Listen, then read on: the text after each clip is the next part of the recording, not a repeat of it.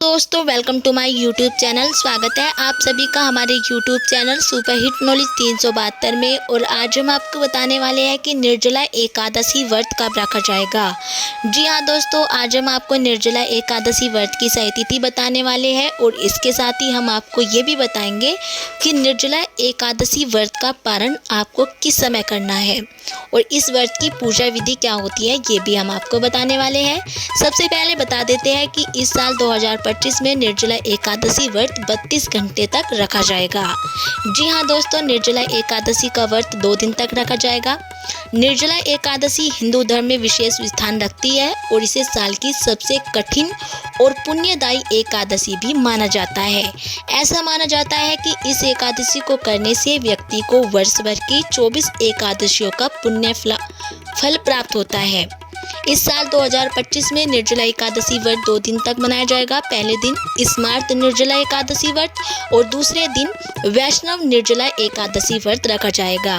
तो आइए जानते हैं कि यह व्रत कब रखा जाएगा। सबसे पहले जान लेते हैं कि निर्जला एकादशी की तिथि का प्रारंभ कब होगा और उसका समापन कब होगा।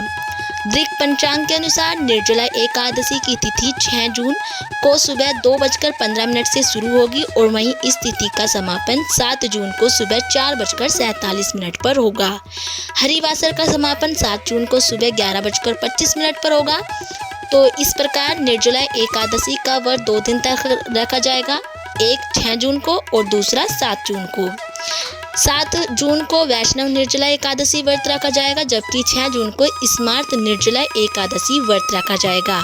इस दिन व्रत करने वाले गृहस्थों के लिए यह व्रत 32 घंटे 21 मिनट तक रहेगा और व्रत सूर्योदय से शुरू होगा और पारण के समय तक चल सकता है। आइए जानते हैं कि निर्जला एकादशी व्रत के नियम क्या होते हैं और इस व्रत की विधि क्या होती है।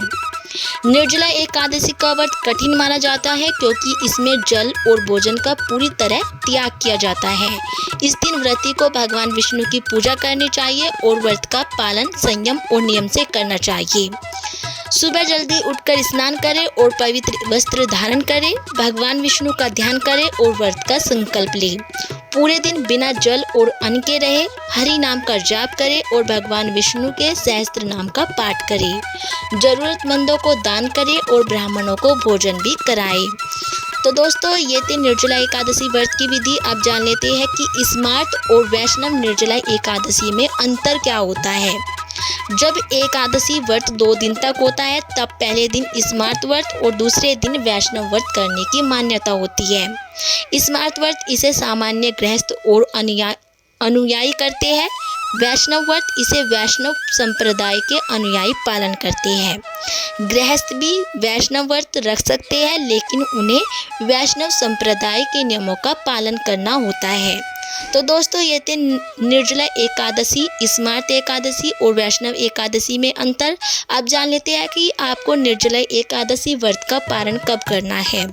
निर्जला एकादशी व्रत के पारण का समय हरिवासर के समापन के बाद ही माना जाता है और स्मार्त व्रत पारण 7 जून को दोपहर 1:44 से लेकर 4:31 तक होगा और वहीं वैष्णव व्रत का पारण समय 8 जून को सुबह 5:23 से लेकर 7:17 तक रहने वाला है। अब जान लेते हैं कि निर्जला एकादशी व्रत का महत्व क्या होता है।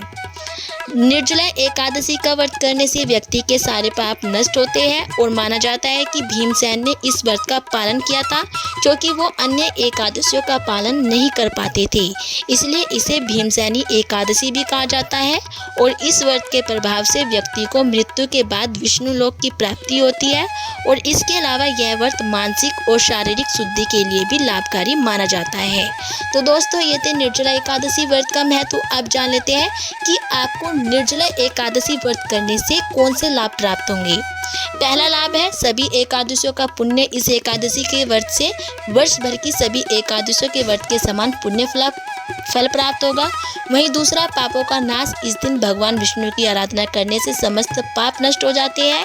तीसरा है मोक्ष की प्राप्ति। निर्जला एकादशी का व्रत करने से व्यक्ति को विष्णु लोक में स्थान मिलता है। वहीं चौथा है शारीरिक और मानसिक शुद्धि। यह व्रत मन को शुद्ध करने और संयम रखने की प्रेरणा देता है। और वहीं पांचवा है दान का महत्व। इस दिन जरूरतमंदों को अन्न, वस्त्र और जल का दान करने से भी पुण्य लाभ लाभ प्राप्त होता है।